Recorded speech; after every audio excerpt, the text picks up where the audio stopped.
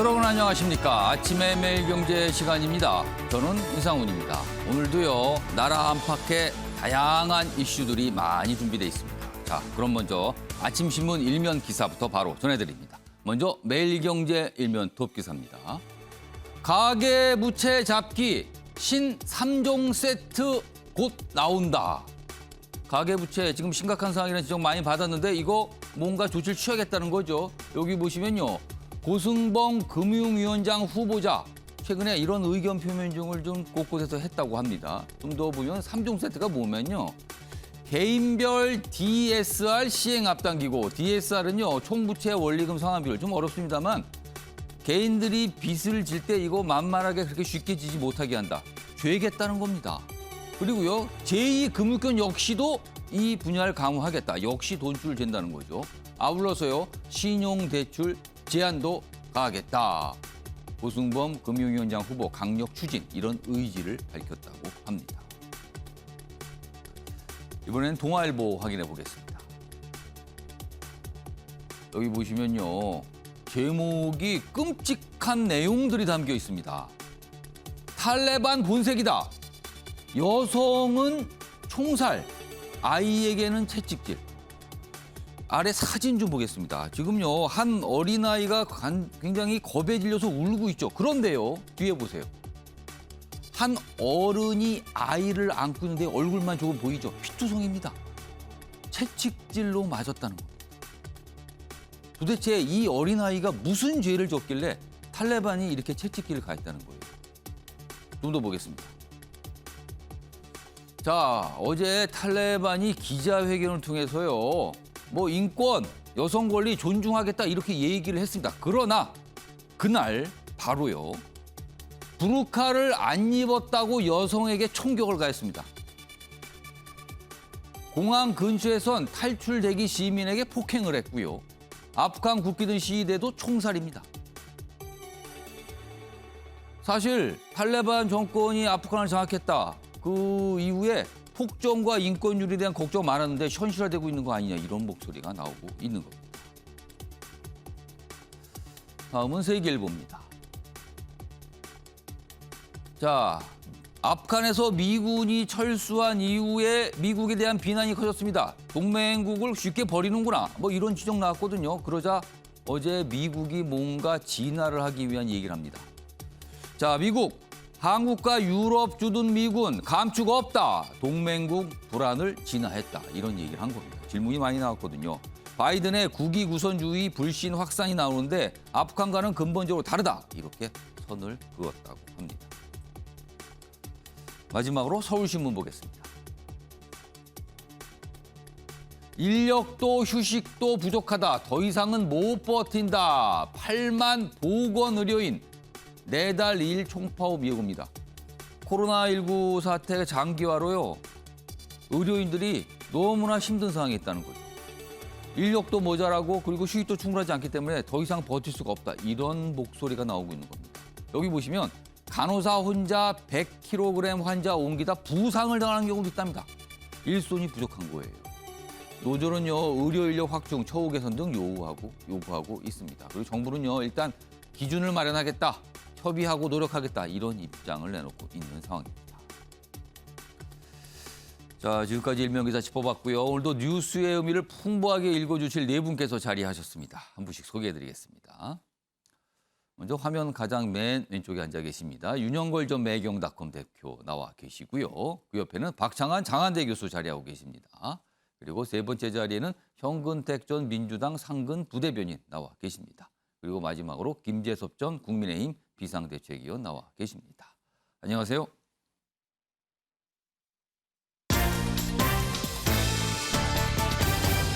오늘 다룰 주요 이슈들을 4가지 키워드로 정리했습니다. 아침을 여는 키워드 8월 19일 목요일 순서입니다. 화면에 4가지 키워드가 준비되어 있습니다. 먼저 첫 번째 키워드 확인해 보겠습니다. 막장 버스. 버스요. 얼마 전 정치권, 특히 제1야당에서 무슨 경선 버스 이런 표현 등장했는데 그 버스가 알고 보니까 막장 버스일까요? 돌아가는 분위기가 심상치가 않습니다. 바라보는 사람들이 약간 염증도 나고요. 도대체 뭐 하는 겁니까? 이런 말들이 곳곳에서 나오고 있습니다. 첫 번째 키워드는 막장 버스입니다. 자, 두 번째 키워드 보겠습니다. 폭탄하든 아는 이재명. 이재명 경기지사. 그런데 폭탄을 안고 있다. 그렇다니까 뭔가 위험할 수 있다. 이런 뜻이 되죠. 최근에 경기관광공사 사장 내정 문제가 굉장히 논란처럼 불거졌는데 이와 관련된 표현이 오늘 신문에 이렇게 나타나고 있습니다. 폭탄 아는 이재명입니다. 세 번째 키워드는 그냥 가봤다. 어제 경찰이 민주노총 위원장에 대한 구속영장 집행을 하기 위해서 움직였습니다. 그런데요, 집행이 안 됐어요. 그리고 그 위에 설명은 뭐 여러 가지 어려움이 있는데 뭐 그런 걸 확인해 보러 간 취지가 있다. 뭐 이런 설명이 나옵니다. 그렇다면 뭐 그냥 가본 겁니까?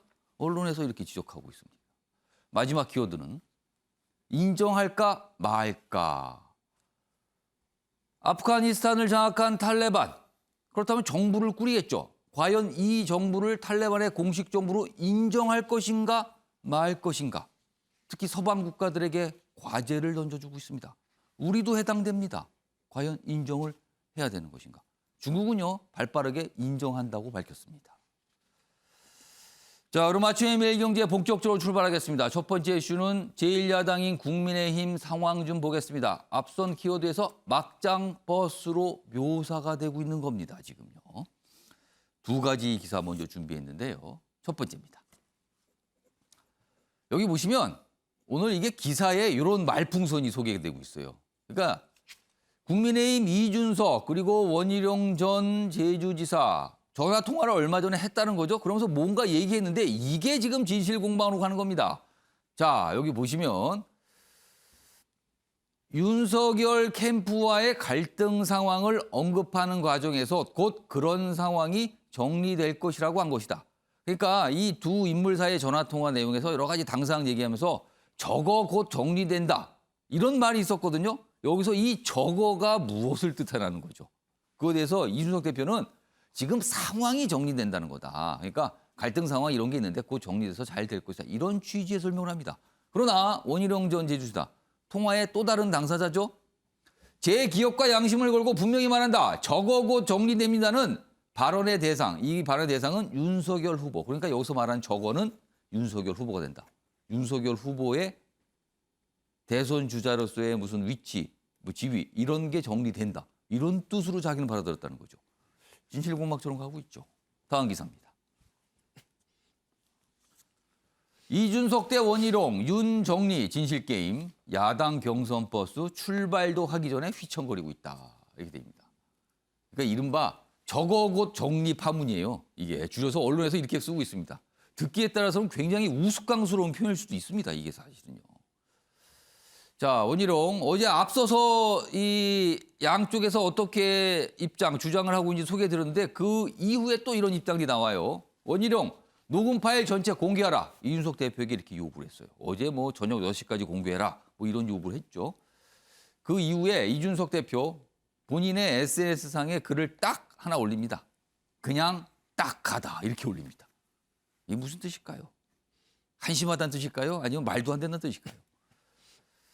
자, 공정경선 책임진 이준석 리스크 현실화된 거 아니냐 이런 목소리도 있어요. 그리고 정권 교체는 뒷전이고 권력 다툼 몰두한다 이런 비판도 역시 곁들여져 나오고 있습니다. 자, 그럼요. 이와 관련해서 두 인물 어제도 뭐 여러 가지 얘기들을 했는데요. 확인해 보겠습니다. 제 기억과 양심을 걸고 분명히 다시 말씀드립니다. 곧 정리한다는 이준석 대표의 발언 대상은 윤석열 후보입니다. 이 대표의 발언에서 입당하면서 세게 얘기하는 저쪽 웃는 여기에서 지적하는 것이 윤석열 대표가 아니면 누구이겠습니까?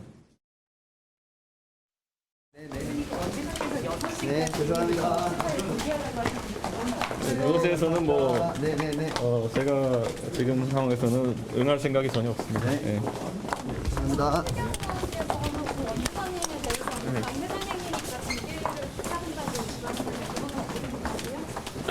하태경 의원님이 그런 말씀하셨다면은 참 논란이 좀 크긴 크구나라는 생각을 하긴 합니다. 네, 감사합니다. 네. 제가 뭐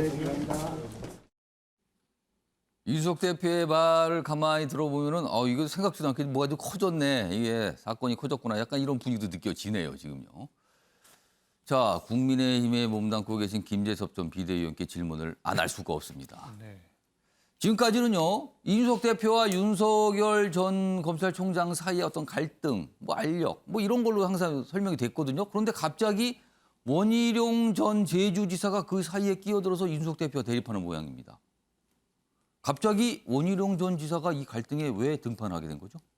그러니까 원래 이제 발단은 김재원 최고가 라디오에서 한 인터뷰로부터 발단이 됩니다. 예. 그러니까 정리된다라는 이야기를 먼저 꺼낸 것은 사실 김재원 최고가 이야기를 한 거예요. 그래서 예. 원희룡 지사가 그 전화 이야기를 통화를 해줬는데 하면서. 예. 이준석 대표가 이런 얘기를 했다더라 하면서 어. 이제 방송에서 이야기한 것 때문에 이준석 대표가 거기에 대해서 좀 비판적인 시각을 보이니까 원희룡 지사가 나서서 아니다, 이거 내가 진짜 얘기한 거 맞다라고 사실 진실 확인을 한번 해준 바가 있습니다. 예. 거기서부터 이준석 대표가 화가 좀 났던 것 같아요. 왜냐하면은 이준석 대표와 원희룡 지사의 개인 간에 얘기했던 것을 제3자한테 이야기하게 된 것이니까 예. 이준석 대표도 강경한 대응을 하게 되고 원희룡 지사도 본인이 이해하기는 분명히 윤석열이 정리된다고 이해를 했기 때문에 예. 둘 간에 사실 해석의 여지로 남아있는 부분인데 마치 이것이 진실공방처럼 돼버려가지고 서로 내가 진짜다, 내가 진실이다라고 이 감정 싸움이 좀 된 부분이 있는 것 그러면은 같습니다. 생각지도 못하게 이렇게 휘말렸다는 뜻이잖아요. 약간 그렇게 된 것도 있는데요. 한편으로는 이게 약간 정치적인 의도도 분명히 다분히 보입니다. 왜냐하면 원희룡 지사가 당내에서 평가받는 부분들이 뭐가 있냐면 굉장히 준비가 잘 돼 있는 후보라는 이야기가 많습니다. 얼마 전에 김종인 위원장도 지금 현재 후보 중에서는 가장 준비가 잘 된 후보다라는 평가가 있을 정도로 예. 공약이라든지 뭐 어떤 조직이라든지 어떤 본인이 도지사 2번, 뭐 국회의원들을 하면서 굉장히 여러 정치적 경험들을 갖고 있기 때문에 예. 준비가 굉장히 잘 된 후보라는 평가가 있습니다. 왜냐하면 2007년에 이미 대선 출마 경선을 해본 그 이후로 차근차근 잘 입지를 다져왔거든요. 예. 그런 면에서 준비가 잘 되어 있는데 사실 원희룡 지사가 가지는 뚜렷한 색깔이나 원희룡 지사의 그 어떤 인지도가 좀 부족하다 보니까 본인의 정책 공약이나 본인의 이런 비전들이 상당 부분 밀리는 부분들이 좀 있습니다. 그래서 지금 사실 이준석 대표에 대한 비판 여론이 당내에도 있기 때문에 예. 이 부분을 포인트로 잡아서 본인이 당대표와 어느 정도 각을 세워서 본인의 정치적 입지를 좀 이번 기회에 다지겠다라는 목표도 좀 있는 것 같고 물론 그 시작은 김재원 최고가 라디오에서 발언한 내용이지만 예. 그것이 어느 정도 감정으로 번지면서 결국에는 이제 정치적 입지까지 다지게 되는 좀 더 강하게 그런 하는 거는 형국으로 분명히 본인의 정치적 입지. 정치권에서는 이걸 쉽게 자기 장사라고 표현하죠. 뭐 자기 정치라고 부르기도 하고 예. 하지만 뭐 결국에는 누구나 다 정치인들이라면 자기 정치를 하게 되는 것이니까 일정 부분 이해를 할 수가 있는 부분이 있는데 다만 이제 아직 경선이 출발하기 전이고 당대표 후보 간의 갈등들이 자꾸 이렇게 비춰지는 것은 예. 사실 당원들이 보기에 그다음에 국민들이 보기에 좀 적절치 않다는 생각은 좀 있습니다. 그래서 당대표도 그렇고 후보들도 그렇고 좀 이런 부분들은 자중을 하고 결국 국민의힘이 승리를 해야 되고 본선에서 이겨야 되기 때문에 이런 부분들은 좀 자제를 하고 좀 이 자중을 하는 것이 어떨까라고 저는 생각을 해봅니다. 그러니까 이 사안이 어떻게 시작돼서 어떻게 전개되는가. 뭐 간단하게 정리를 하면요. 사실은요. 이 이준석 대표와 원희룡 정 지사 사이의 전화통화 내용에 대해서 짧게 한 보도가 있었어요. 그리고 그 보도 내용에 대해서 김재섭 최고위원이 원희룡 전 지사에게 확인을 한 거죠. 맞는가. 확인이 됐어요. 그리고 김재원 최고위원이 라디오 인터뷰를 통해서 그 얘기를 강하게 얘기합니다. 이런 일이 있었습니다. 그러면서 본격적으로 시작이 됩니다. 그리고 지금 진실공방처럼 와 있죠. 박창환 교수님. 앞서서 이른바 저거 곧 정리된다. 이렇게 저거 곧 정리된다 파문이라고 설명이 되는데 여기서 말한 박창환 교수님 제3자 입장으로서 이걸 들으셨을 때 여기서 말한 저거는 무슨 뜻으로 들으셨습니까? 영화 과거에 황산벌이라는 영화가 있었습니다. 예. 거기에 거시기라는 말이 나옵니다. 아, 사투리가 많이 등장한 영화였죠. 근데 듣는 사람마다 다 해석이 달랐어요. 아, 근데 마치 그걸 보는 듯했는데. 저거, 예. 근데 맥락을 보면 앞부분에 지금 이제 당대 갈등 상황을 얘기하고요. 예. 그러면서 우리나 저쪽이나 여론을 볼 거다. 그러니까 그 다음에 이제 저거라는 말이 나옵니다. 그런데 우리하고 저쪽을 얘기했을 때 저쪽은 분명하게 윤캠프를 얘기하고 있어요. 아, 저쪽. 그건 뭐 누가 봐도 윤캠프를 말하는 거다. 그렇죠. 그런데 그 다음에 저거 정리된다. 그러면 앞에 했던 얘기 전반을 갖다가 얘기하는 거죠. 그러니까 갈등 상황에 이 상황이 정리될 거다라고 하는 얘기로 저는 들렸는데 박찬 교수님 이거는 지금 전반적인 갈등 상황이 좀 정리되는 수순으로 간다. 이 뜻으로 그렇죠. 얘기할 것 같다. 맥락상으로 보면 그렇죠. 아무리 말을 쉽게 하는 사람이고 함부로 하는 사람이라도 예. 같은 후보군에게 후보가 정리된다라고 하는 얘기를 갖다가 그렇게 쉽게 얘기할 수 있는 상황은 저는 아무리 말을 쉽게 해도 그렇게 얘기하는 못할 거라고 봐요. 근데 그런 측면에서 맥락상 그런데 문제는 통화한 사람이 예. 그러니까 아까 제가 거시기 얘기했는데 듣는 사람마다 다른 거 아니겠습니까? 원희룡 지사가 저는 이거는 완전 자가 발전한 거다. 자기 정치한 거라고 보는데 오. 지금 경선 국면이 급속하게 이 대립구도가 나오면서 친윤과 비윤으로 당이 확 정리가 돼버렸어요. 예. 자 그러면 당내에서 유력 후보도 아니고 지금 4, 5%밖에 안 나오는 지지율의 원희룡 지사로서는 판을 바꿔야 되는 거죠. 판을 바꾸려면 이것만큼 좋은 패가 없는 거예요. 본인이 이 판 소위 말해서 친윤과 비윤으로 급속하게 재편되는 당의 예. 분위기를 갖다가 거기에 딱 중간에 예. 제3의 위치에 포지셔닝을 하게 되는 겁니다. 예. 사실은 그 위치에 자리 잡아야 될 사람이 최재형 전 감사원장인데 지금 최재형 감사원장이 여기에 자리를 못 잡고 있는 그 공백을 예.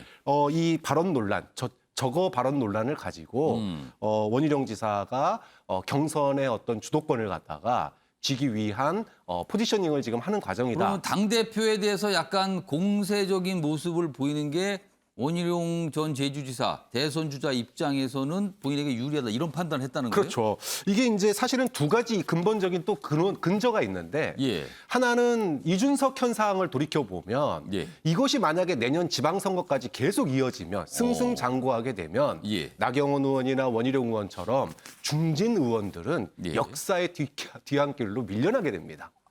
자 그러면 이번 대선 과정에서 그런 소위 말하면 이준석 현상이라고 하는 부분들이 어느 정도 좀 약화시켜 놓을 필요가 있는 거고요. 그다음에 또 하나 윤캠프 소위 친윤과 비윤으로 급속하게 재편되는 과정인데 예. 지금 친윤 쪽에 당 지지 세력이 많이 붙고 있잖아요. 근데 만약의 상황을 대비하는 거죠. 대선 이후에 만약에 되든 안 되든 친윤 캠프에 만약에 안 됐다.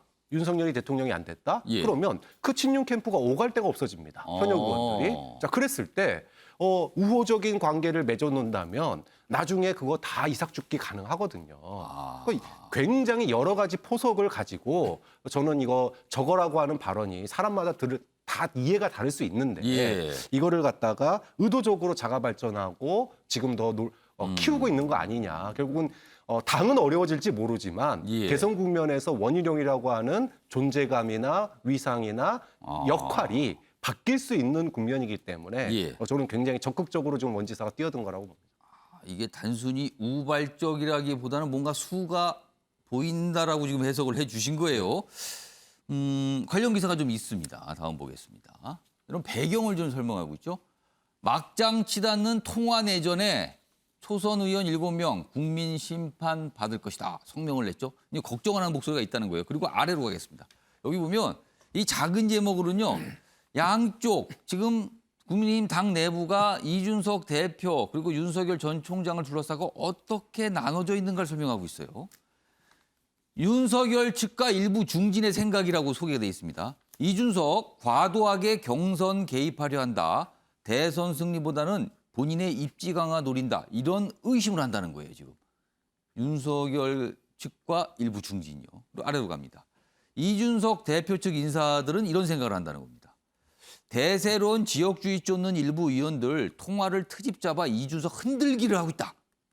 그러니까 지금 사실은 이 저거고 정리, 이 통화 파문 앞서서 당내 뭔가 이렇게 갈등 조짐들이 있었는데 그거에 대해서 지금 이준석 흔들기를 하고 있는 모습이다. 아니다. 그거보다는 이준석 과도하게 뭔가 본인의 모양새, 본인의 어떤 개입을 확대하고 있다. 이런 시각이 갈리고 있다는 거죠, 지금.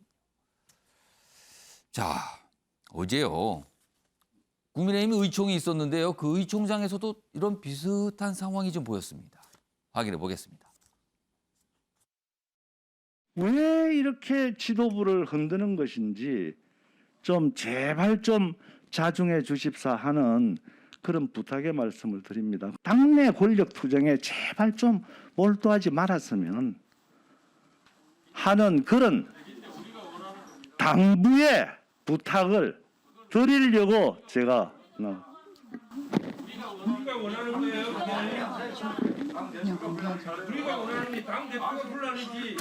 당 대표가 뭐 다 잘했다는 건 아닙니다. 다 잘했다는 건 아닌데 비공개로 전환해도 되겠습니까? 공개를 하세요. 공개로 공개를 하겠습니까? 하세요. 네. 전혀 사실 원래 예정이 없었던 발언이 나오면서 조금 저희들 내부에 토론이 필요한 것 같은데 또 토론을 하는 건 좋은데 토론을 할 텐데 지금부터 비공개로 진행을 하도록 하겠습니다. 아 이거 좀 계세요.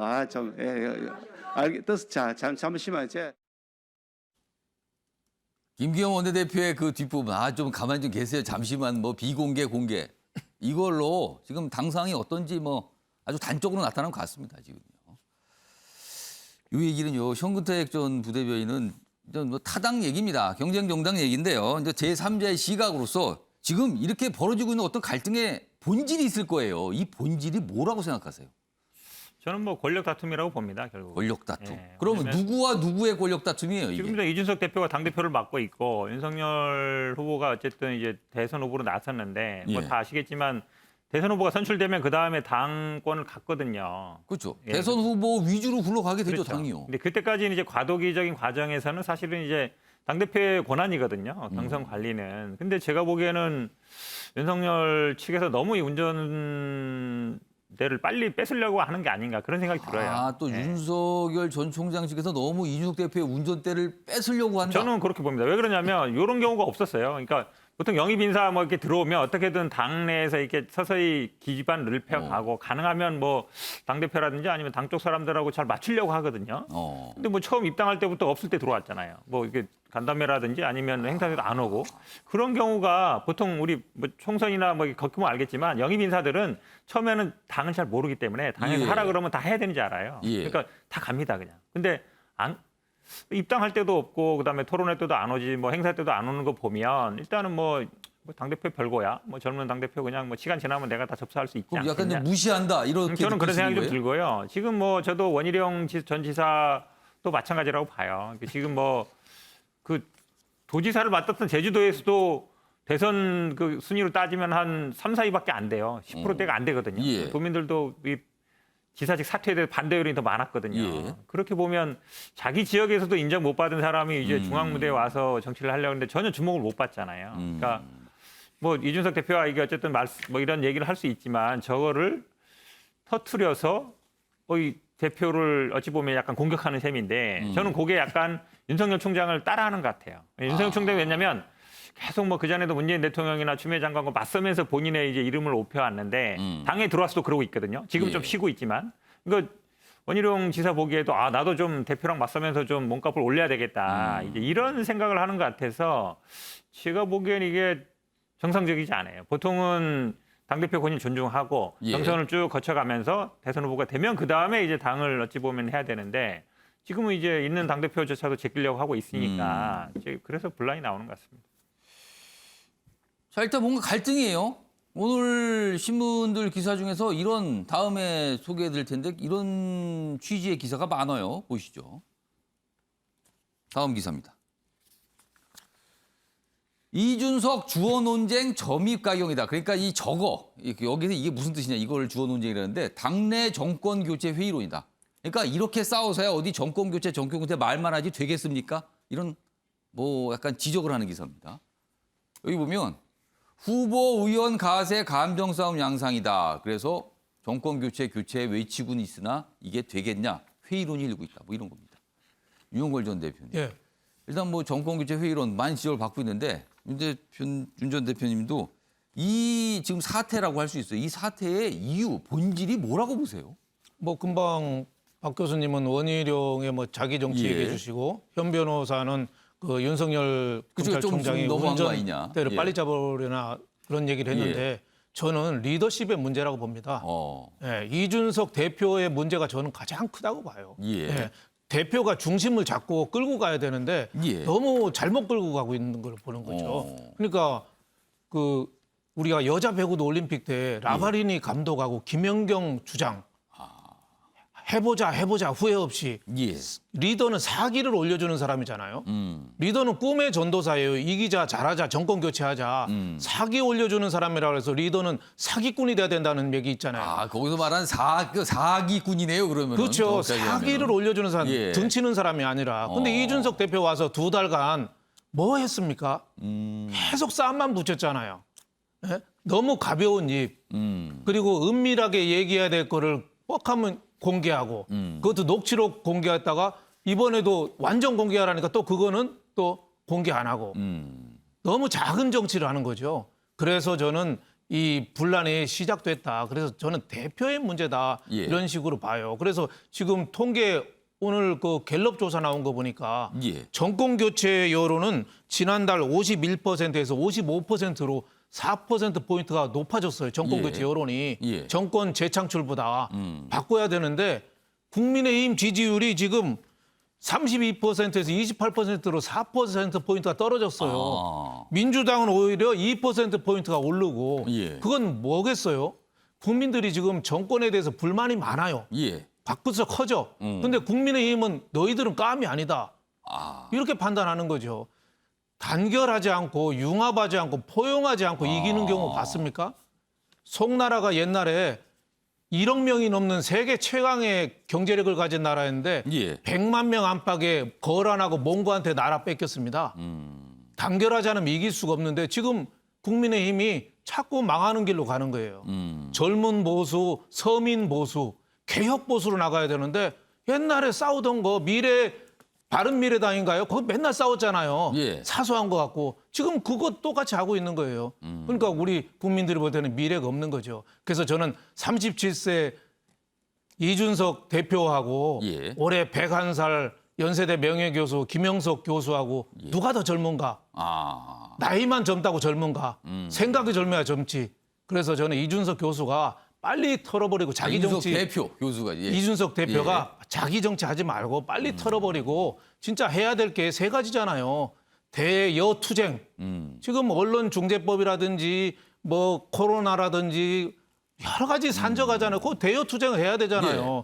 그리고 또 하나 자당 대선 주자 보물 같은 사람이잖아요. 그거 함부로 흠집 내면 안 돼요. 예. 그 사람들 영입해 왔는데 잘 키워줘야죠. 그리고 또 할 거는 그 낡은 음모 정치, 뭐 녹취, 전화, 밤 11시에 까고 뭐 이런 거 좀 하지 말아야 되는 거 3가지 전 하지 말아야 된다고 봐요. 그래서 저는 대표 책임이 제일 크다. 물론 예. 다른 사람도 책임이 있죠. 예. 원희룡도 책임 있고 홍준표, 유승민 뒤에서 즐기고 있잖아요. 이준석 잘한다고 박수치고 이런 사람도 책임 있고 다 책임 있는데 저는 그중 제일 큰 책임은 이준석이 있다. 저는 이렇게 봅니다. 뭐 패널분들도 전체적으로 평가, 근데 분석이 좀 갈리잖아요. 당내도 갈리기 때문에 이게 무슨 이렇게 의원들이 모이면은 어제 영상으로 방금 전에 확인해 보셨죠. 이런 다툼들이 좀 벌어지고 있는 상황입니다.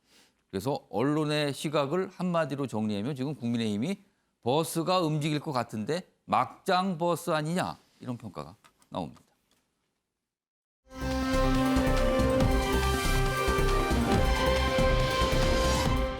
다음은 여당인 더불어민주당 상황 좀 보겠습니다. 갑자기 한 명의 인물이 등장합니다.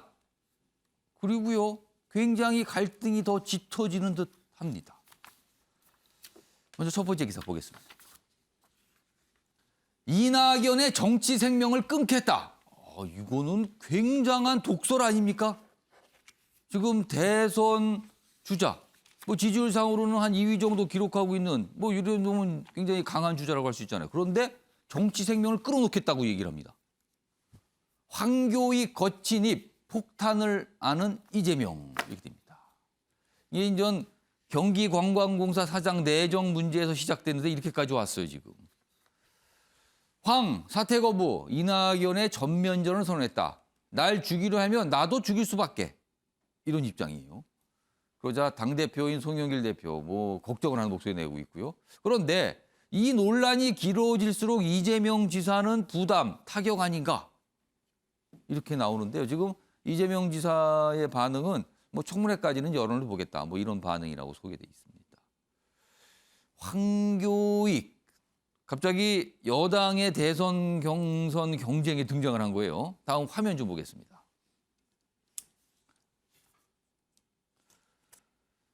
청문회 전까지 오로지 이낙연의 정치적 생명을 끊는 데 집중하겠다. 뭐 여러 가지 얘기했습니다만 이 얘기가 가장 강력하게 지금 부각이 되고 있죠. 정치적 생명을 끌어놓겠다는 표현이 나온 거예요. 자, 그럼요. 이와 관련해서 뭐 두 명의 당사자라고 할 수 있습니다. 황교익, 이낙연 두 인물의 이야기 들어보겠습니다. 짐승이나 이런 일을 하지 얼마나 화가 났으면 내가 이낙연 씨 보고 일본 총리 하시라고. 나는 그 캠프의 사람들의 말이 이낙연 씨의 말이라고 저는 생각을 합니다. 이낙연 씨는 저한테 인격적 모독을 한 것에 대해서 사과하세요. 저는 그 문제에 대해서 언급한 적이 없고요. 말하고 싶지가 않네요. 예, 무슨 연미복이 일본 옷이다. 그것은 사실과 다르죠. 그러니까 이 사태의 시작도요. 이제 경기관광공사 사장의 내정이 됐죠. 황교익 이 맛 칼럼니스트가. 그 이후에 이제 다른 여당 내 다른 대선 주자들이 이제 문제 제기를 한 거예요. 그 와중에 이낙연 캠프 측에서 뭐 과거의 일본 음식에 대해서는 뭐 좋게 평가하고 상대적으로 우리 음식에 대해서는 좀 여러 가지 얘기를 한 거 아니냐서 약간 일본을 거론을 하죠. 그러면서 또 시작이 됩니다. 이게. 그러니까 이른바 친일 프레임이다. 뭐 이런 공방들이 오가서 그 와중에 끊어버리겠다. 정치 생명. 이런 말까지 나온 겁니다. 지금요. 기사 하나 더 있습니다. 보시죠. 지금 상황을 정치적으로 해석하고 있습니다. 강공 나선 황교익, 고민 커진 이재명.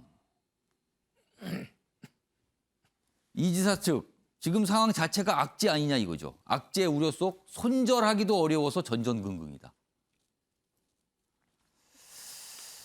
이재명 캠프에 계신 현근택 전 부대변인 오늘 나와 계신데요. 물어보겠습니다. 제가 질문 좀 드릴게요. 이재명 지사, 요 경기관광공사 사장 내정 인사 처리 없이 계속 그냥 진행하는 겁니까? 그리고 부담스럽지는 않은 상황입니까? 어떻게 평가하세요? 두 가지입니다. 일단 원칙적으로 말씀드리면요. 사실은 이건 이제 캠프의 인사는 아니고요. 예, 그렇죠. 캠프하고 관련이 없어요. 그렇죠. 경기도의 그러니까 인사입니다. 경기도 인사입니다. 경기도 인사 보니까 어찌 보면 경기도에서 대행하는 게 맞는데 이게 지금 대선 후보로 나오다 보니까 이제 논란이 되는 겁니다. 근데 경기도 인사긴 하지만 캠프 측에서 여러 가지 또 해명도 하고 그랬잖아요. 그렇죠. 근데 이제 또 그렇게 공격이 들어오기 때문에 안 할 수도 없는 상황이죠. 예. 이제 곤란한 상황인 것 같고. 그다음에 사실은 보통은 이제 후보자들이 나온 분들은 후보자들이 직접 이렇게 막 정치적으로 공방을 하진 않아요. 예. 보통 해명하는 정도지. 근데 지금 뭐 상대 후보에 대해서 뭐 정치 생명을 끊겠다, 뭐 짐승 이런 표현은 제가 봐도 적절하지 않죠, 당연히. 아, 조금 이건 이런 표현 자체 나온 게 사실 이재명 지사 입장에서는 당연하죠. 부담스러운 국민들이나 건가요? 누가 보기에도 아니 저분이 갑자기 대선 주자가 됐나 이런 생각을 할 거 아니에요. 공방은 어쨌든 후보 입장에서는 본인의 자질 문제라든지 아니면 뭐 본 인사 아니다 이 정도면 되는 것이지 상대 예. 후보를 공격할 필요는 없는 것인데 또 이분이 또 뭐 대통령 할아버지가 와도 나는 안 물러난다 이러고 있으니까 예. 이게 어찌 보면 법적 절차상으로는 지금 아시겠지만 이제 저 내정은 됐고 인사청문회 앞두고 있거든요. 그렇습니다. 인사청문회 앞두고 있고 인사청문회도 사실 원래 30일 날 한다 그랬는데 이게 연기될 가능성도 있어요. 그럼 이게 또 이게 공방이 더 길어지잖아요. 길어질 수도 있죠. 그러면 사실은 어찌 보면 이제 자진 사퇴 정도가 가장 좋은 방법일 수 있는데 본인이 이제 안 하겠다고 하고 있으니까. 자진 사퇴는 안 되는 것 같아요. 본인이 끝까지 가겠다고 했잖아요. 지금. 대통령 할아버지와도 안 된다잖아요. 예. 자기 권리 지키겠다 이러고 있으니까. 그렇다고 해서 이제 임명 철회라는 거는 뭐 어쨌든 뭐 결격 사유나 이런 게 있어야 되는데 그러면 결국은 아마 어제 얘기한 것처럼 뭐 인사청문회에서 만약에 어떤 결정을 해주면 따르겠다는 순인 것 같은데 인사청문회도 좀 늦어질 것 같아서 어찌 보면 참 이게 사실은 생각 전혀 못한 공방이었거든요. 그러니까 어찌 보면 이게 그만둔 지 이제 작년에 말에 그만뒀기 때문에 한 8개월 그만둬 있었어요. 그러니까 보통 그런 정도면 자리 채우거든요. 예. 뭐 임기가 내년 예. 하더라도. 전혀 예상하지 못한 변수가 나왔고 이걸 또 캠프 차원에서 대응하는 게 맞는가라는 얘기도 있고 또 내부에서도 아이 자진 사퇴해주면 좋겠는데 또 본인 그런 생각이 없는 것 같고 절차는 또 남아 있는 것 같고 캠프 사업도 좀 고민이라는 거네요. 그런데 또 지금. 이분이 막 세게 나오니까 그게 또 마치 이제 이재명 후보 측의 발언인 것처럼 되고 있어서 또 그렇게 해석이 될 수도 있잖아요. 그렇죠. 그래서 사실 제가 보기에는 참 어찌 이러지도 못하고 저러지도 못하고 그럼 앞서서 봤는데 전전긍긍 이 표현이 맞습니까? 지금 분위기는? 제가 보기에는 뭐 그런 것 같습니다. 그래서 그런가요? 어제 이재명 캠프 측에서는 이와 관련해서 어떤 논평이나 입장 표명이 없었어요. 하루 종일. 사실은 굉장히 첨예하게 가면 입장 표명이 많이 있을 텐데. 그러니까 그만큼 부담스러운 상황이다. 뭐 이렇게 좀 분위기가 짐작은 됩니다. 박찬원 교수님. 네. 황교익 맛 칼럼니스트가 갑자기 이 경선 경쟁 상황에 딱 등장을 한 셈이 됐는데 그리고 거칠어지고 있어요. 이거 어찌해야 될까요?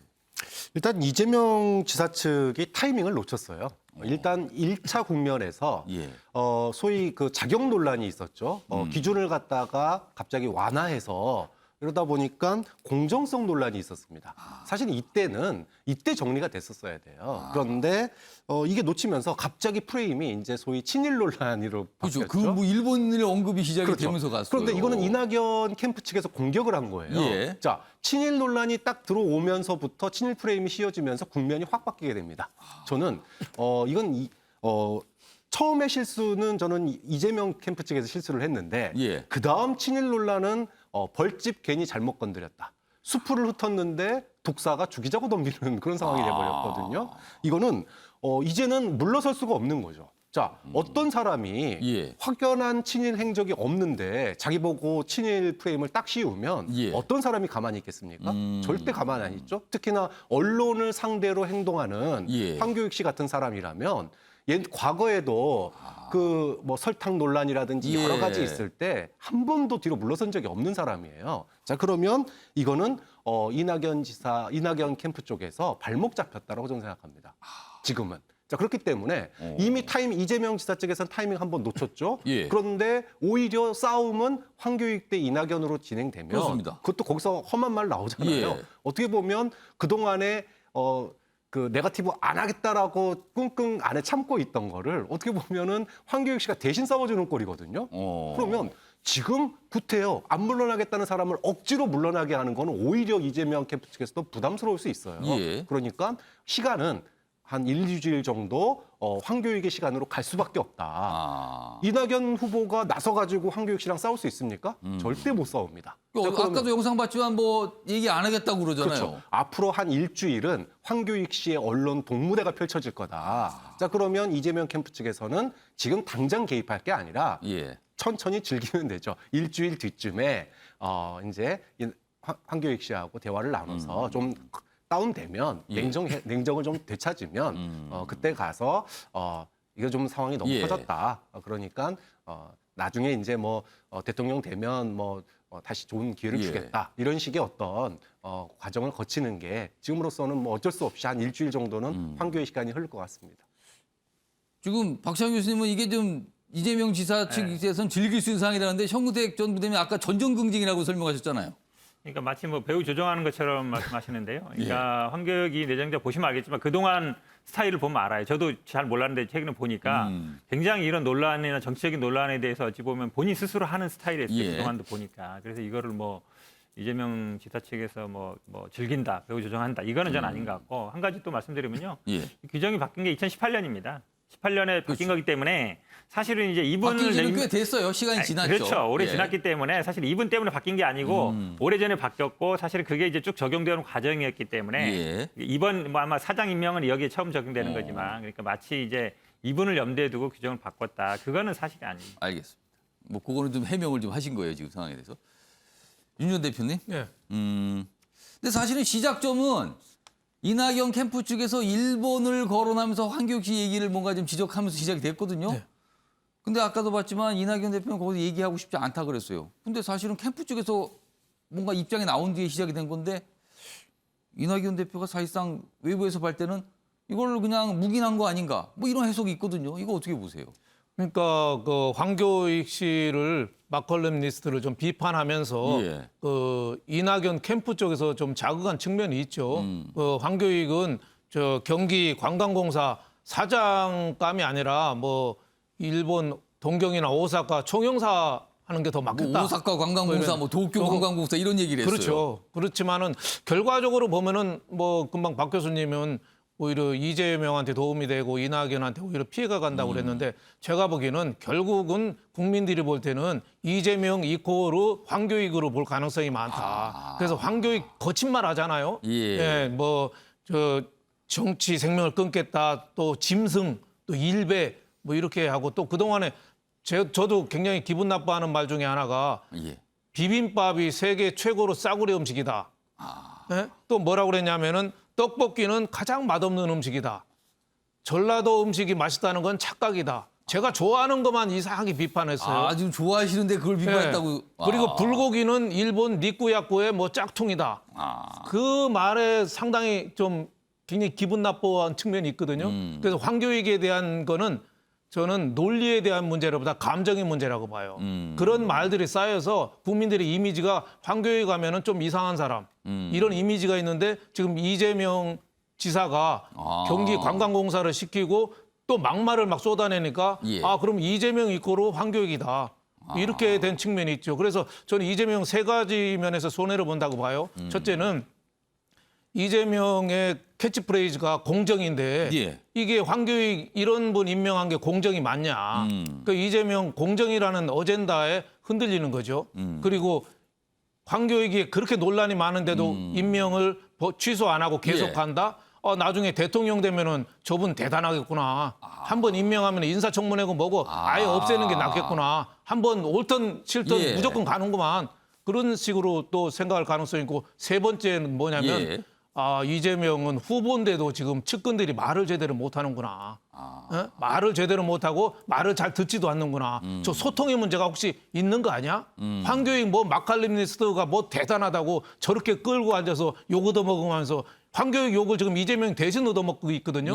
그걸 끌고 간다? 좀 이해가 안 가는 측면이 있어서 저는 이낙연이 피해보는 것보다 이낙연은 도움을 못 받을 뿐이죠. 아직까지 표로 나오진 않았으니까 이재명 피해는 지금 숫자로 가시화가 돼서 지금 친문들이 기본소득 토론회 하자 여러 가지 뭐 이 반 이재명 캠페인을 하고 있는데 그것까지 합쳐서 시너지가 되면은 이재명으로 봐서는 황교익 위기 이론이 아마 나올 가능성도 상당히 있다. 이게 이 트리거 방아쇠 역할을 할 가능성은 좀 상당히 있다고 보여집니다. 네. 그러니까 이것도 이 상황도 사실은 뭔가 얼마 전에는 생각지도 못한 상황이 벌어진 것 같긴 해요. 지금 갑자기 아까 정우택 전 부대변인도 약간 좀 당황스럽다 뭐 이런 말씀을 계속 하셨는데 예상치 못했다라는 말이 나옵니다. 자, 그럼 이와 관련해서요. 송영길 민주당 대표도 약간 걱정 섞인 이야기를 좀 했는데요. 확인해 보겠습니다. 황교익 그분의 발언은 금도를 벗어난 과한 발언이 아닌가 이렇게 생각이 듭니다. 이 논란 과정을 통해 다 상식에 맞게 정리되지 않을까 이렇게 기대합니다. 상식에 맞게 정리되지 않을까. 이게 항상 어려워요. 이게 어려우니까 이게 오래 가거든요. 항상. 다음 관련 기사 하나 더 있습니다. 민주당 상황을 좀 말해주고 있죠. 명락 지지자 진흙탕 싸움. 이재명, 이낙연 지지자 진흙탕 싸움. 그동안 좀 있었어요. 그런데 너무 좀 거칠어지니까 여당이 당 게시판을 닫았답니다. 글을 당분간 못 쓰게 한 거예요. 네거티브 위험 수위까지 왔다. 이틀간 폐쇄다. 이런 얘기가 있습니다. 임재석 전 비대위원. 역시 뭐 남의 당 얘기입니다. 근데 앞서서 국민의힘 상도 다뤄봤는데요. 꼭 남의 당 얘기가 아닐 수도 있어요. 이게 지금요. 어떻게 보셨어요? 사실 뭐 누누이 말씀드렸던 부분이 바로 이 후보 간의 신사협정이 아무리 이루어진다고 하더라도 링 바깥에 있는 사람들이 사실 치고받고 싸우면은 이 싸움은 절대 끝나지 않는 싸움이라는 말을 여러 재차 드린 바가 있습니다. 이게 지금 저도 아까 이제 황교익 씨 임명에 대해서도 한마디 하고 싶은 부분이 뭐냐면 뭐 떡볶이니 뭐니 뭐 그 떡볶이 논란, 뭐 불고기 논란 사실 대한민국 국민들의 보편적인 그런 어떤 음식 이 문화 정서랑은 전혀 동떨어진 이야기들 많이 하신 분이란 말이죠. 옆에 계신 형근택 부대변인 같은 경우에 뭐 전문성을 인정하신다고 하지만 저는 사실 그런 면에 있어서도 전문성을 인정하기가 좀 대단히 어렵고 설령 100번 양보해서 전문성이 인정된다고 하더라도 그것이 경기공사 사장으로서 임명될 만큼의 충분한 전문성인가에 대해서는 당연히 의문이 있습니다. 오히려 앞서서 이런 네거티브 공방이랑 연결을 시켜서 황교익 씨는 이런 전문성보다는 오히려 정치적인 공방으로서 정치 한복판에서 계속 친여 성향의 목소리를 냈기 때문에 사실 더 문제가 많이 되고 더 화제가 됐던 인물이거든요. 이런 분들을 적극적으로 기용했다는 것에 문제가 있습니다. 아까 말씀드린 대로 후보 간의 신사협정이 이루어지더라도 그 링 바깥에 있는 사람들이 싸우고 있는 그런 상황에서 사실 이제 이재명 지사는 오히려 그것을 더 불을 붙인 거와 다름이 없는 것이거든요. 마치 예전에 우리가 중국 그 문화 대혁명 때 이 전보다 홍이라고 해서 예. 전문성보다는 오히려 이념적 그 공산주의 이념석의 순수성을 더 강조한 사람들의 이 인사권을 했던 것처럼 사실 비슷한 국면인 것 같아요. 결국에는 얼만큼 이 당에 나의 그다음에 지지층에 호소할 수 있는 인물을 주변에 앉히느냐가 훨씬 더 지금 인사의 중심이 되는 것 같아서 저는 이 진흙탕 싸움에 분명히 이재명 지사 책임이 있다고 저는 생각을 하고 있습니다. 예. 네. 이게 쉽게 끝날지 모르겠습니다, 지금요.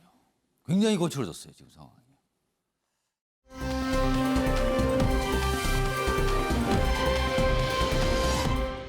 다음은 사회 분야 기사로 좀 가보겠습니다. 어제 구속영장 집행을 하려는 경찰, 그리고 이를 막아선 그 상대 측, 뭐 여러 가지 모습이 있었어요. 이 기사 좀 다뤄보겠습니다.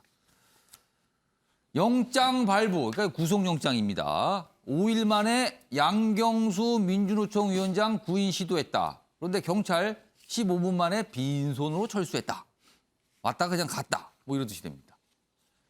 민주노총에서는요, 구속영장을 제시했지만 수색영장 없다. 압수수색영장 없으니까 못 들어간다, 건물에. 그러면서 협조하지 않았다.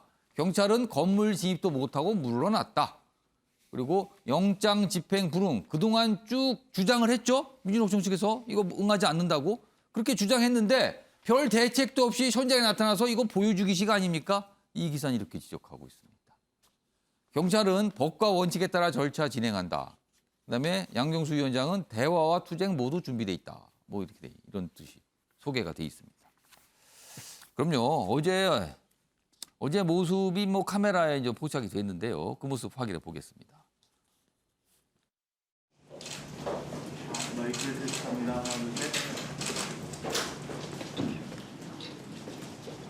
법 위반 사실을 모두 인정했음에도 불구하고 무조건 구속 수사하겠다고 하는 상황 많이 부당하다고 느껴집니다. 이번 총파업 투쟁은 87년 노동자 대투쟁 이후에 가장 규모 있는 노동자들의 투쟁이 될 것이라고 생각합니다.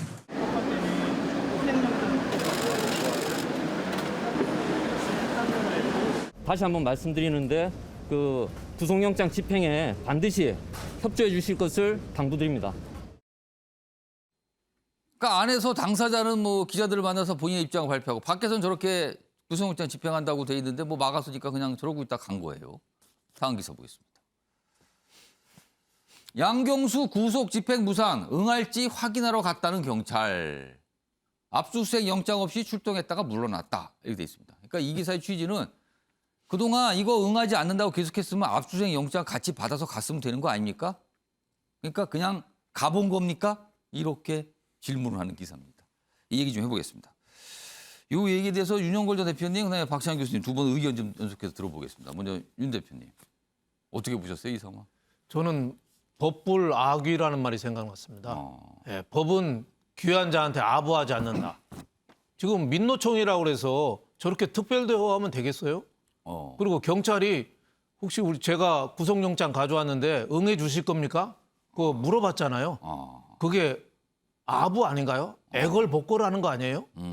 경찰이면 공권력이잖아요. 예. 그러면 사전에 뭐 건물 들어가는 건지 그거는 사전에 뭐 압수수색 영장을 가져가면 될 테고 다 절차 밟아가지고 데리고 나오면 되잖아요. 근데 구속영장 집행하려는데 응해 주시겠습니까? 15분 만에 나온 거예요. 그러니까 요식 절차를 하는 거죠. 예. 그래서 저 법 앞에 저게 평등한 자세인가. 작년에 8.15 집회 때 그 광화문에 나오신 분들은 살인자라고까지 하고 그때 관련자들 많이 구속되고 그랬잖아요. 예? 그때 무슨 목사도 뭐 구속되고 나 누군지 전 무슨 교수인가 예. 목사인가 뭐 다 했잖아요. 예. 근데 왜 민노총은 지금 벌써 얼마 지났는데 이렇게 꾸물거리고 있는 거예요. 민노총 회원들 100만 명이 무서워서 그런가요? 저는 법 앞에 차별을 두면 안 된다. 예. 경찰이 빨리 집행 그 공권력을 제대로 좀 행사해야지. 앞으로 그러면 경찰 말, 검찰 말 누가 듣겠습니까? 예. 네. 박찬영 교수님은 어떻게 보셨습니까, 이 상황? 뭐 검찰이 수순 밟고 있다 이렇게 봅니다. 뭐 아까 이제 작년 8.15 얘기했는데 예. 사랑제일교회 압수수색 영장도 그렇게 바로 들어가 가지고 가자마자 뭐 순탄하게 되지는 않았죠. 그렇게 하지는 않았습니다. 예. 몇 시간의 대치가 있었고요. 예. 그런 그것도 그 압수수색 영장 집행하기 전 과정도 예. 굉장히 수차례의 조율이 있었어요. 그렇기 때문에 이루어지는 거지. 그런 작은 인원과의 충돌도 경찰에서는 지금 이제 문재인 정부 들어와서 예. 시간을 두고 또 어느 정도의 충돌을 갖다가 최대한 회피하면서 해왔는데 예. 민노총은 또 다르죠. 하나의 그 노동자를 대변하는 또 하나의 세력인데 구속영장 나왔다고 바로 체포하고 예. 강제 진압을 해야 돼요. 충돌이 불가피합니다. 수십 명의 경찰이 사상자가 나올 수도 있어요. 예. 자, 그런 상황을 갖다가 만들려면 여론의 등을 업어야지 가능합니다. 예. 그러면 여론의 등을 업으려면 봐라. 구속영장 가져갔는데도 이러지 않느냐. 그러면은 그 다음에는 그럼 좋다 그러면 압수수색 영장. 그럼 어제는 그런 여론을 등에 얻기 위해서라도 좀 보여줄 필요가 있는 정부도 장면이었다. 법을 집행할 때 소위 말해서 불만이 있는 사람들에 대해서 다루는 법이 꼭 법이라고 해서 법을 갖다가 예. 엄격하게 적용하는 것만이 능사가 아니라 예. 갈등을 최소화하는 노력들도 하는 거죠. 그런 측면에서 다음에는 뭐 압수수색 영장을 가져가야 되고 또 압수수색 영장을 가져가지 않는다면 예. 아까 얘기했던 비판이 뭐 유효할 수밖에 없는 거죠. 그런 점에서 다음 수순은 압수수색 영장 발부고 그 다음 수순은 총파업을 앞둔 민노총에 대한 아마 그 전격적인 압수수색 실현 아마 이런 방향으로 갈 가능성이 높다고 봅니다. 정우택 전 부대변인은 변호사시니까요. 사실 민주노총 쪽에서 응하지 않겠다고 계속 얘기를 했잖아요. 그렇다면은 어제 구속영장과 동시에 압수수색영장 같이 가져가서 집행하면 되지 않았을까요? 원래 같이 받아야죠. 왜냐하면 이게 지금 아시겠지만 그 민주노총이 경향신문사 건물에 있잖아요. 예. 그 건물에 들어가야 되는 거거든요. 그렇죠. 물론 건물 다 들어가야 뭘 집행을 그렇죠. 하겠죠. 그러니까 결국은 뭐 보통의 아주 긴급한 경우, 예외적인 경우는 이제 들어갈 수 있지만 원칙적인 경우는 수색영장이 있어야 됩니다. 예. 그러니까 원래는 안 받은 것 자체가 제가 보기에 조금 문제가 있어서 나중에 청구했다는 건데 이게 제가 보기엔 아마 만약 검찰이 했으면 이러진 않았을 것 같아요. 검찰이 했으면 아마 같이 받아갔을 것 같은데 경찰이 하다 보니까 이런 문제 나온 것 같은데 지금 아무래도 좀 말씀처럼 경찰이 좀 부담을 느낀 건가요?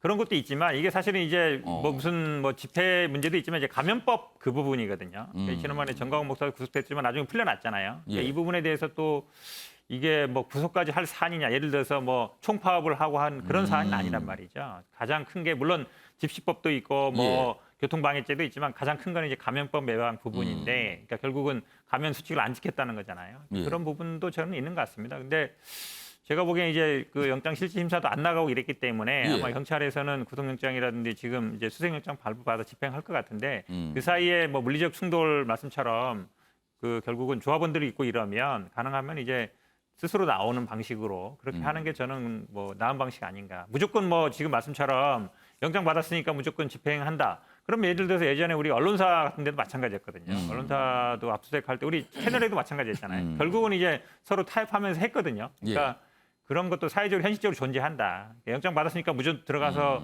잡아야 된다. 이거는 제가 보기에 뭐 왜 그러냐 모르지만 사실은 그런 충돌을 방지하는 것도 굉장히 중요합니다. 현실적으로 존재하는. 그러니까 그게 뭐 교회든 언론사든 물론 뭐 그게 정당하냐 얘기일 수는 있겠지만 그런 충돌을 피하는 것도 제가 보기에 법 집행기관으로서는 중요한 부분이다라고 보고 있습니다. 과거 비슷한 사례를 보면은 또 이런 경우에 있다가 종교시설로 또 들어가는 경우가 있거든요. 그렇다면 또 종교시설은 또 다른 문제가 돼서 어떤 법 집행이 또 여러 가지 문제가 발생할 수도 있거든요. 그래서 지금 어떻게 될까?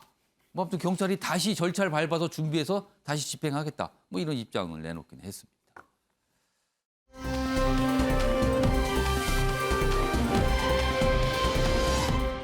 다음은요. 국회에서 여야 굉장히 좀 첨예한 대립을 하고 있죠. 언론중재법 얘기인데요. 어제 뭔가 진행이 좀 됐습니다. 두 가지 기사가 있는데요. 언론들 오늘 전체적 신문에 대해서는요. 여당의 움직임에서 약간 좀 비판적으로 좀 다루고 있어요. 국정농단 보도 김의겸 알박기로 언론중재법 통과 수순. 그러니까 이 기사는요. 지금 김의겸 열린민주당 의원이 과거에 기자였잖아요. 현직 기자 시절에 이른바 국정농단 보도를 한 기자였단 말이에요. 그런데 그런 보도를 한 기자가 국회의원이 되더니 알박기를 통해서 언론중재법, 그러니까 언론중재법 아무래도 언론들이 부담을 느끼는 법이거든요. 이거 통과 수순으로 갔다는 거예요. 이렇게 설명하고 있습니다. 어제 여당의 그러니까 문화체육관광위원회가 이 법안을 처리하고 있거든요. 여기에 안건조정위원회라는 게 있습니다. 안건조정위는 약간 쟁점 법안, 의견이 일치가 안 되는 법안을 여기다 일단 놓고 뭔가 좀 이 치열하게 논의를 하는 그런 과정이거든요. 근데 여기에 김의겸을 배정을 해서 했는데 이걸 언론에서는 꼼수로 보고 있는 거예요. 그러니까 원래 제일 가장 큰 정당이 3명을 확보하고요. 나머지 정당이, 그러니까 주로 야당이게 됐죠. 3명을 확보하는데 이 김의겸 의원이 소속한 열린민주당을 야당 취급을 한 거죠. 그러면서 한 명을 배정했는데 사실상 범위 여건 아니냐는 거죠. 그래서 4대2가 됐어요. 그걸 보고 이제 꼼수라고 여기 표현을 하는 거죠. 수적 우위로 25일 법안 처리 강행 의지다 이렇게 돼 있습니다. 기사가 하나 더 있습니다. 보시죠. 야당 퇴장했는데 야당 의견 수렴 끝내 언론중재법 밀어붙인 여당이다. 어제 안건조정위를 통과했다. 근데 그 과정이 이런 모습이었다. 이런 겁니다. 자, 그럼 이와 관련된 영상부터 확인해 보겠습니다. 오늘 안건조정위원회는 야당 측이 요구해서 소집된 위원회인데 야당 측이 참석을 안 하게 돼서 대단히 유감스럽게 생각을 합니다. 다만 우리가 전체 위원회에서보다 좀 더 현실에 야당 측 의견도 더 수렴을 하고 또 현장에서 악용될 소지가 있을 것으로 보여지는 그런 조항들을 이번에 많이 걸러냈어요. 그러니까 여당이 굉장히 강력한 의지를 나타내고 있죠. 그래서 언론에서는 이걸 속도전을 하고 있다. 굉장히 속도를 내고 있다. 이런 뜻이 되는데요. 배경이 무엇일까 분석한 기사입니다. 서두르는 여당, 언론 트라우마와 대선 대비 아니냐. 이렇게 분석하고 있어요. 무슨 뜻일까요? 과거의 노무현 전 대통령 죽음의 원인, 언론 보도로 보는 시각이 강하게 있다. 여권 내에서는. 그래서 이런 거를 다시 쓰면 안 된다. 이런 시각이 있다는 거예요. 그리고 유리한 언론 환경을 만들기. 그러니까 이건 대선과 관련돼 있네요. 이렇게 이 기사는 분석을, 배경이 이럴 거라고 분석하고 있습니다. 자, 김재섭 전 비대위원. 언론에서는 뭐 꼼수, 알박기 이런 표현이 등장했어요. 그 4대2 안건조정위원회 위원 배정을 놓고요. 이 상황 어떻게 보십니까? 사실 이게 그렇게 뭐 쉽게 알박기 형식으로 통과될 법안은 아니거든요. 왜냐하면 이게 언론의 자유랑 밀접하게 연관이 되어 있는 법안이고 자칫하면 이제 언론의 자유를 심각하게 침해할 수 있는 법안이기 때문에 정말 충분한 논의가 이루어져야 되는 것이 사실입니다. 왜냐하면 이제 헌법에 위반 소지가 있기 때문에요. 그럼에도 불구하고 사실 이 법안에는 뭐 아까 전에 뭐 이 화면상에서 나왔지만 많이 걸러냈다고는 하지만 아직까지도 그 추상적인 표현들이 굉장히 많습니다. 악의적 뭐 그 허위 조작 보도, 악이라는 것, 그다음에 허위라는 것, 조작이라는 것 정말 충분한 숙고가 필요한 개념들이거든요. 그럼에도 불구하고 사실 여기에 대해서 충분히 논의하지 않고 이런 식으로 꼼수를 써서 통과됐다는 것 자체가 굉장히 저는 유감스럽고 물론 이제 여당에서는 이렇게 이야기합니다. 이게 사실 언론중재법이라고 하는 것이 지난해 한 6월 정도부터 나와서 한 16번의 그 개정안, 여러 가지 개정안, 비슷한 개정안들이 많이 나왔고. 많이 나왔어요, 개정안이. 네, 많이 나왔고 거의 1년 정도를 우리가 이야기를 했는데 이 야당이 이거 숙고를 안 했다고 이야기할 수 있느냐라는 주장을 하고 있는데 지금 민주당 내에서 숙고를 했다고 하는, 논의를 했다고 하는 것은 문체위 상임위가 아니라 민주당 내에 있는 TF팀에서 논의가 된 것입니다. 야당을 배제하고 지금 1년 동안 질질질 끌어왔던 것이기 때문에 이번에 안건 조정에 사실 제대로 이야기를 하고 3대3으로 똑같이 토론을 해야 되는데 이것을 일부러 4대2로 균형을 어그러뜨린 다음에 사실 일방적으로 처리하게 된 면이 있거든요. 그런 면에 있어서 이게 절차적으로도 뭐 물론 합법적인 절차다라고 주장을 할 수 있겠지만 저희 국민의힘 입장에서 보기에는 아니 과연 이게 이런 식으로 처리할 만큼 이 사소한 법이 아니고 굉장히 이제 국민의 어떤 권리와 그다음에 언론의 어떤 자유라는 큰 이 헌법적 가치를 가지고 둬야 되는 개념인데 이런 식으로 가는 것이 맞느냐라고 지적을 안 할 수가 없게 되는 부분입니다. 정근택 전 부대변인은 이제 민주당에 계시니까 뭐 민주당 입장도 있을 거예요. 근데 아까 봤던 경향신문 기사 다시 보겠습니다. 그 배경에 대해서 분석을 했는데 그러니까 두 가지예요. 그러니까 과거에 어떤 비극적인 일이 있었는데 이게 사실 언론 보도와 관련이 있다. 이렇게 보는 시각이 민주당에 있다. 그리고 대선과 관련해서 유리한 언론 환경. 그러니까 지금 뭐 선거와 관련하면 지금 언론 환경이 민주당에 여당에 불리하다. 이런 판단 때문에 속도를 내고 있다. 이 기사는 이렇게 분석하고 있거든요. 이 분석에 동의하십니까? 아니면 좀 문제가 있다고 보십니까? 제가 보기엔 뭐 그 정도는 택도 없어요. 왜 그러냐면 지금 법이 보시면 알겠지만 현행 민사소송 제도로 보면 이제 고의 과실이거든요. 근데 고의 중과실로 해놨어요. 예. 중과실은 뭐냐면 법으로 가면 실제로는 고의랑 같이 갑니다. 그러니까 형사처벌을 받을 정도, 명예훼손이라든지 이걸 처벌받을 정도의 대만이 이 법이 적용돼요. 그다음에 지금 5배라 해놨지만 이것도 별 의미 없어요. 왜 그러냐면 결국 위자료 금액이거든요. 예. 위자료 금액은 정해놓은 게 없습니다. 1배, 2배라는 기준이 없어요. 그러니까 5배라고 해놓은 거는 상징적인 의미지 실제로 예를 들어 보도로 인해서 물적 손해대가 뭐 직업을 잃었다든지 뭐 이런 거는 가겠지만 그렇게 가는 경우 많지 않거든요. 대부분 예. 위자료 손해인데 그 의미가 없다는 거고. 그다음에 공직자라든지 선출직 공무원, 대기업 임원은 못하게 돼 있습니다. 예. 대부분 사실은 이 보도로 문제 삼는 사람들이 정치인들이에요. 정치인이라든지 아니면 연예인이라든지 그런 사람들 못하게 돼 있거든요. 근데 공적 관심사라든지 만약 공익 침해라든지 이런 거 빼게 돼 있어요. 그리고 당초에 나왔던 입증 책임 부분도 지금처럼 그대로 피해자가 지어 있기 때문에 예. 이 법이 적용되려면 딱 한 가지예요. 명예훼손으로 고발해가지고 형사처벌을 받아야 돼요. 그 경우만 이 법이 적용되고 나머지는 적용될 일이 없고 그러니까 더구나 지금 설명하신 거는 이 법에 언론중재법에 어떤 규제 아무것도 아니에요. 제가 보기에 언론이 제가 보기에 보기에 겁낼 필요 전혀 없어요. 지금 정도보다도 오히려 못한 법이에요. 근데 그럼 이제 야당에서 여당은 그렇게 보시는데 야당에서는 왜 반대한다고 보세요? 그러면? 지금 말씀드렸지만 뭐 1년 동안 사실은 야당은요 이 논의 자체를 거부해왔죠. 지금 뭐 선거 국면을 만드는 거 아니냐. 근데 이게 굉장히 검찰개혁, 언론개혁이라서 어찌 보면 문재인 정부 들어오면서부터 계속 나왔던 얘기예요. 하자는 얘기하는데 예. 지금 뭐 후퇴후퇴해서 제가 보기에는 거의 실무적으로 봤을 때는 예. 거의 뭐 지금이랑 하나도 달라질 거 없고 뭐 별로 만드는 만화한 법으로 가고 있는 것 같습니다. 그러니까 두 분이 지금 소속 정당이 다르지만 그만큼 의견이 갈리고 있어요. 일단 상임위원회 안건조정위원회를 통과했죠. 그럼 상임위 또 통과 절차가 남아있고요. 또 법사위라는 게 있죠. 그리고 본회의 절차, 아니 절차가 좀 남아있기를 합니다. 그 과정에 또 여러 또 논쟁이 있을 겁니다.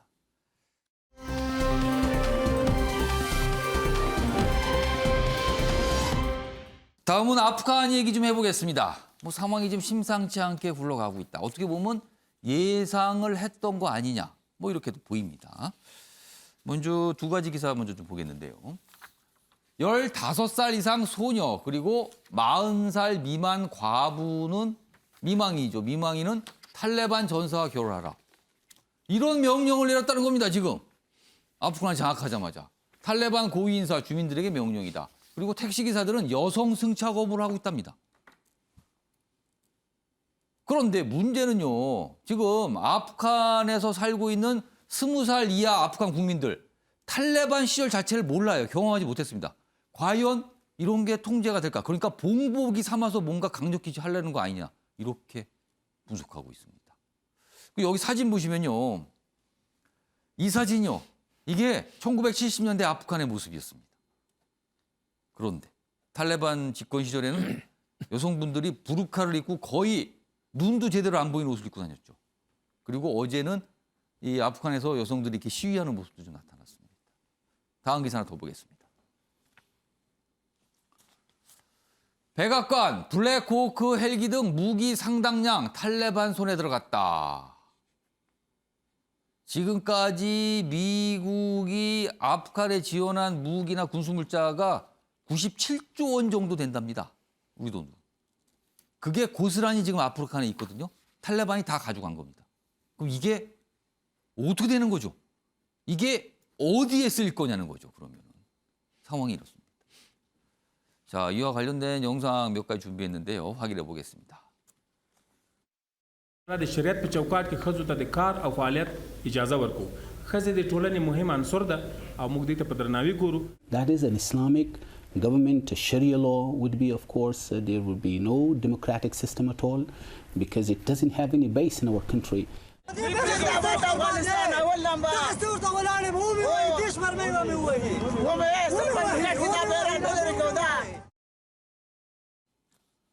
하여튼 뭐 심상치는 않습니다. 자, 이건 다른 나라들이 고민에 빠졌어요. 다음 기사 보시죠. 영국, 독일, 프랑스 등 유럽 주요 국가는 탈레반 정권 인정 안 한다. 못 한다는 거예요. 그런데 미국은 좀 더 지켜보겠다. 군대를 철수시킨 미국은 지켜보겠다. 중국은 새 정권이다. 힘을 실어줬다는 거예요. 중국은 바로 반응을 보였네요. 내주 G7 화상 정상회의에서 논의하는데 각국이 과연 이 탈레반 정권을 아프간의 유일한 정권 그리고 합법적인 정권으로 인정할 것인가. 이거 유엔도 관련돼 있습니다. 이 얘기 좀 해보겠습니다. 윤영걸 대표님, 네. 우리나라는 어떻게 해야 됩니까 그럼?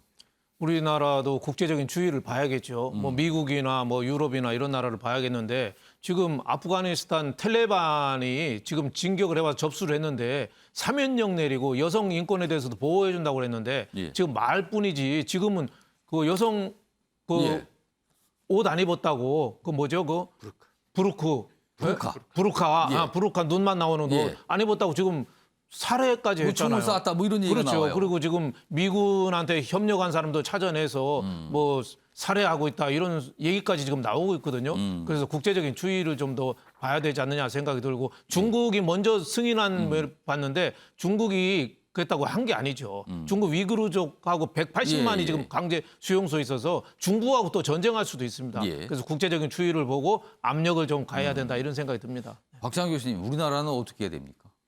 사실 뭐 율법에 따르지 않는다고 문화재를 강제로 파괴하고 예. 또 여성들을 집에 가두고 강제로 결혼시키고 이건 진짜 너무나 그 인권의 어떤 잔혹한 인권 탄압이에요. 그렇죠. 이건 이런 상태에서 어떻게 이게 이 상황이 계속 유지가 된다 그러면 우리가 이제 국가로 승인하는 건 사실 어렵죠. 그런 측면에서 약속한 대로 소위 그 보복전이라든지 또는 여성에 대한 그 최소한의 인권 이런 부분들이 약속이 지켜져야지. 그렇다면 뭐 고민해 볼 수 있는 거라고 봅니다. 지켜보고 있습니다. 각국이 지금 이 상황에 대해서요. 자, 아침의 매일경제 오늘은 여기서 마무리하겠습니다. 시청해 주신 여러분 고맙습니다.